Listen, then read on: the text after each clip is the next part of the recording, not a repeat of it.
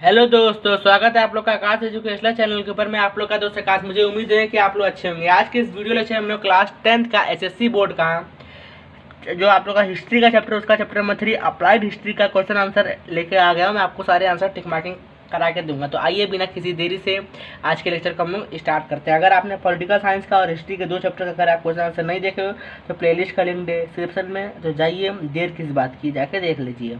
Applied history हम लोग शुरू करते हैं। हम लोग डायरेक्ट इसके एक्सरसाइज वाले पेज के ऊपर मूव आउट करते हैं। कहाँ है भैया हमारा एक्सरसाइज? ये रहा। एक्सरसाइज बहुत ईजी है। क्या पूछा है हमें? हमें क्वेश्चन नंबर फर्स्ट दिया है, the earliest museum in the world was discovered in the exhibition at the city of. तुम्हारा option number C is the right answer, you are. Okay. Second में पूछा, the National Archives of India, भाई सीधी सी बात है, new Delhi में ही रहेगा। New Delhi is है, ऑप्शन नंबर ए इज है राइट आंसर। अभी हम लोग इसके बी पे आ जाते हैं, क्वेश्चन नंबर 1 के बी पे। तो identify and right the wrong pair in the following set. Okay, ये आप लोग को होमवर्क रहेगा। क्या रहेगा? होमवर्क रहेगा। ये मैं नहीं बताएगा। क्यों? क्योंकि दोस्तों अगर ये बता दूंगा ना तो आप लोग सोचोगे नहीं। अगर आप सोचोगे तो एग्जाम में लिखोगे नहीं। तो ये आप खुद करो। क्वेश्चन नंबर 1 का बी, मैं क्वेश्चन नंबर 2 का आपको बताता हूँ। क्वेश्चन नंबर 2 में हम लोग से क्या पूछा? Explain the following concept para question applied history. इसका आंसर टेक्स्ट बुक के पेज नंबर 15 के ऊपर है। तो आओ हम लोग मूव आउट करते हैं 15 के ऊपर। पेज नंबर 15 मिला। यहाँ पे देखो लिखा है ना, व्हाट इज अप्लाइड हिस्ट्री, बस वही इसका आंसर है। यहाँ से आपको लिखना है, applied history is also known as public history. Applied history is a field of study concept with the application of history for the benefit people in the contemporary and future times। कहाँ तक लिखोगे भैया? Times तक लिखो, यहीं तक लिखोगे। कहाँ से? यहाँ से शुरू करने का, टाइम्स तक। किसका आंसर है? 2.1 लिख लो ऐसा, 2.1 का ही आंसर है। ओके, समझ में आया? अब हम लोग आगे की तरफ मूव आउट करते हैं नेक्स्ट क्वेश्चन की तरफ। नेक्स्ट क्वेश्चन क्या पूछा? आर्चीव्स। एक्सप्लेन द आर्चीव्स का आंसर एक्सप्लेन करो। इसका आंसर टेक्स्ट बुक के पेज नंबर 20 के ऊपर है, बस इधर ही बगल में ही है। यहाँ पर देखो येलो बॉक्स दिखा क्या? येलो बॉक्स क्या क्या लिखा? Archives preserve and store old document, official records, old film etcetera. The National Archives of India is in New Delhi. Every state in India maintains in archives independently. तो यहाँ पे आपका ये जो इसका इतना लंबा जो इसका आंसर है ये 2.2 का है। टिक मार्क कर लो या तो स्क्रीनशॉट लेके रख लो। अभी हम लोग क्वेश्चन नंबर 3 की तरफ बढ़ते हैं। इसमें हम लोग को क्या पूछा? Complete the following concept chart. इसमें आपको क्या करना है? कंसेप्ट चार्ट फिलअप करना है। कल्चरल हेरिटेज और टेंजिबल और इनटेंजिबल, बहुत ईजी है। हाँ तो दोस्तों बहुत ईजी है। इसका आंसर आपको टेक्स्ट बुक के पेज नंबर 17 के ऊपर दिया है। तो आइए हम 17 पेज को रीओपन कर लेते हैं। टेक्स्ट बुक का पेज नंबर 17 देखो, यहाँ पे आपको लिखा है ना, management of cultural and natural heritage. इसमें दिया एक कल्चरल हेरिटेज, इसके दो टाइप होता है, टेंजेबल कल्चरल हेरिटेज और इनटेंजेबल कल्चरल हेरिटेज। अभी आपको क्या करना है? अभी आपको वहाँ पे कितने लाइन्स थे दिए आपको देखे क्या? देखो 3, देखो 1 मिनट कैमरा ब्लर हो रहा है, 1 सेकेंड। 3 लाइन्स 3, मतलब आपको 3 आपको टेंजेबल और 3 इनटेंजेबल लिखने हैं। तो क्या लिखोगे? यहाँ पे देखो आपको लिखा है टेंजेबल के क्या क्या दिया है। This types of cultural heritage includes ancient sites, buildings, art craft, manuscript, sculpture, painting. आपको इतना लंबा नहीं लिखना है। आपको जो कॉमा दे कर रखा ना, इसमें से कोई एनी 3, आपको कोई एनी 3 इसमें से आप उठा के वहाँ पे लिखो। फिर इनटेंजेबल कल्चरल साइट्स में देखो आपको यहाँ पे पॉइंट दिया है, 1 2 3 4 5 6, आपको 6 पॉइंट 6-7 पॉइंट आपको दिया है। इसमें से कोई भी आप 3 पॉइंट को उठा के वहाँ पुट कर दो, जो आपको इजी लगे। आप इसमें से कुछ भी 3 पॉइंट वहाँ लिख सकते हो। ओके, तो आइए हम लोग बढ़ते हैं क्वेश्चन नंबर 4 की तरफ। क्वेश्चन नंबर 4 में हम लोग से क्या पूछा? Explain the following statements with reasons. पहला क्वेश्चन क्या है? It is essential to the study the history of technology. हमें क्यों जरूरत पड़ी हिस्ट्री की टेक्नोलॉजी को हम लोग पढ़ें? तो इसका आंसर टेक्स्ट बुक के पेज नंबर 16 के ऊपर। आइए हम लोग उसकी तरफ मूव आउट करते हैं। टेक्स्ट बुक का पेज नंबर 16 किधर बाबा आ जाते हो। यहाँ पे आपको पॉइंट 3 में लिखा मिलेगा टेक्नोलॉजी, और इसका यहाँ से आप शुरू करो। कहाँ से? The history of technology help in understanding the changes and their causes in the field of agriculture, production, community production, architect, engineering etcetera. Scientific discovery, innovations and technology advancement are mutual depend on each other.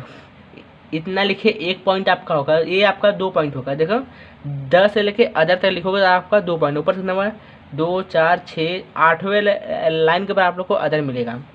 फिर आप लोग इसी paragraph में 1 2 3 4 5 आप लोग 5 lines को leave करके 6 line के ऊपर आइए। यहाँ पे आपको एक चीज़ मिलेगा, तो लिखा है ना, it is necessary to know the history of technology in order to understand the development of mathematics and the mutual dependence between science and technology. इतना छोटा सा आपका आंसर है। किसका है? तो 4.1 का ये आपका क्या हुआ? ये आंसर हुआ। ओके, और हम लोग अब नेक्स्ट क्वेश्चन की तरफ मूव आउट करते हैं। उसमें सर टू क्या पूछा है हम लोग से? The list of world heritage sites in is announced by UNESCO। देखो, एक ऑर्गेनाइजेशन है जिसका नाम है UNESCO, उसके हेरिटेज लिस्ट में क्या अनाउंस किया? इसका आंसर टेक्स्ट बुक के पेज नंबर 17 के ऊपर है। यहाँ पे आ गए, देखो यहाँ पे आपको नेचुरल हेरिटेज में ऊपर से 2 पैराग्राफ छोड़ के 3rd पैराग्राफ में देखो लिखा होगा, इट इज़ एसेंशियल। ये पूरा होल पैराग्राफ इसका आएगा, मैं आपको रीड करके बताता हूँ। It is essential for the benefit of future generation to preserve our heritage. UNESCO, the global organization, has around some directives with the objective of promoting the cultural and natural heritage. On the basis of those directives, list of sites and traditions are declared as world heritage। इतना आपका answer है। किसका है? 5.2 का। 5.2 का इतना आपका answer है। ओके, हम लोग अब आगे की तरफ मूव आउट करें, तो शुरू आगे की तरफ मूव आउट करते हैं। अब हम लोग क्वेश्चन नंबर 5.22 नहीं फ्रेंड, क्या है? 4.2। ओके, 4.2 5 मिस्टेक से लिखा हूँ 4.2। अभी हम लोग क्वेश्चन नंबर 5 का देखते हैं। इसमें क्या पूछा है? Who is the method of history, पहला क्वेश्चन है, who is the method of history useful in the research of A science B arts C management studies. तो क्या है इसका आंसर? टेक्स्ट बुक के पेज नंबर 16 के ऊपर है। तो आइए हम उसके ऊपर चलते। इसका आंसर थोड़ा सा बड़ा है और लेंदी आंसर है, याद करने में बहुत टाइम लगेगा। जो यहाँ पे देखा ना 0.2 साइंस, यहाँ से आपका आंसर शुरू होता है। कैसे कैसे? ये पूरा पैराग्राफ लिखोगे, लिखना मत, सिर्फ मेन पॉइंट लिखो। जो मैं टिक मार्किंग आता हूँ, आप लोग सिर्फ मेन पॉइंट को ही लिखो और टॉप मारो बस। क्या है देखो, ये आपका 6.1 है, 6.1 है, सॉरी 6 नहीं 5.1 है, मैं 6 बार बोल रहा हूँ। The history of science help in understanding the chronologically order to scientific discovery innovations and theory. Okay, ऊपर के 4 लाइन मतलब यहाँ तक सिर्फ जहाँ तक मैं टिक किया हूँ। फिर scientific discovery innovations are often the effect of human efforts to fulfill a need and also curiosity. These efforts are based on already available scientific knowledge। यहाँ तक ओके, इतना आप लोग लिखे कि क्या किसका लिखोगे? 5.1 का साइंस। आप साइंस का लिखे ना। अब हम आ जाइए हम लोग आर्ट्स के ऊपर। अभी आपको आर्ट्स ले लिखना है। आपको क्वेश्चन क्या पूछा था? साइंस, आर्ट्स और मैनेजमेंट एंड स्टडी। तो अभी आप आर्ट्स लिखो। आर्ट्स में क्या, एक काम करो, आर्ट्स का जो पूरा होल पैराग्राफ है ना, होल पैराग्राफ पूरा लिखो।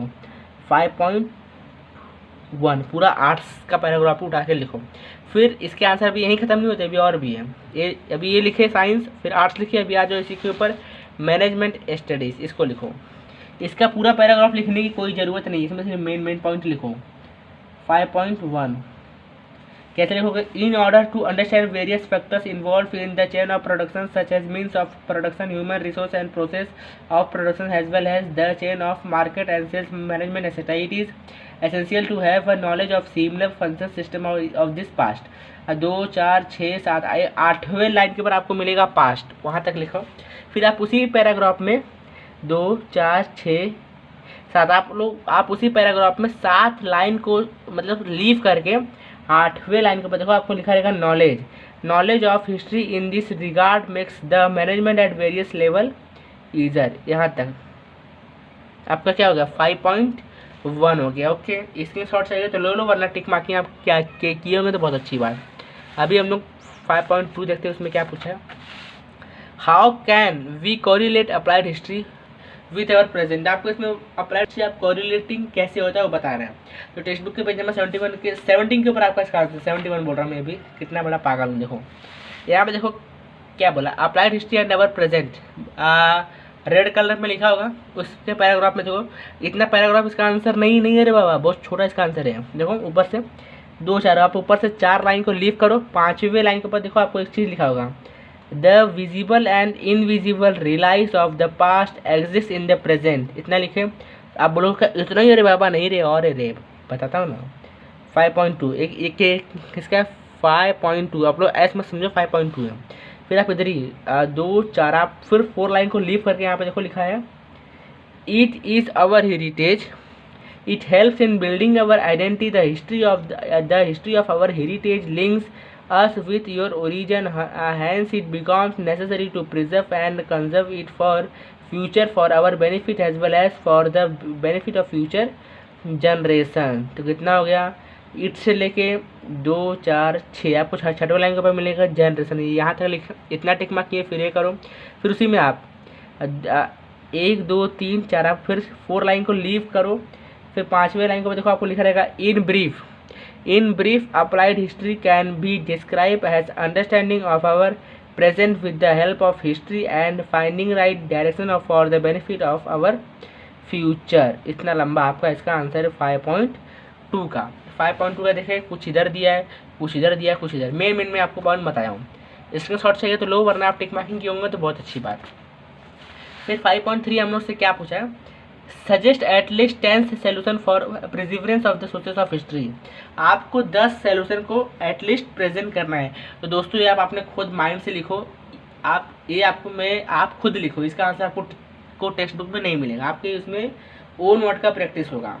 फिर फोर्थ में आपसे क्या पूछा, what objectives can be fulfilment thought the heritage project. इसमें आपको हेरिटेज प्रोजेक्ट से क्या लगता है कि हम कौन से ऑब्जेक्टिव को फुलफिलमेंट कर सकते हैं, ये भी आपको अपने माइंड प्रोसेस से लिखना पड़ेगा। ये दोनों के आंसर आपको टेक्स्ट बुक में अवेलेबल नहीं है, इसको आप लोग खुद लिखो, अपने माइंड से लिखो। ओके, हम लोग मिलेंगे नेक्स्ट लेक्चर में, उसमें हम लोग नेक्स्ट चैप्टर का क्वेश्चन एंड आंसर को ये देखेंगे। तब तक के लिए जय हिंद।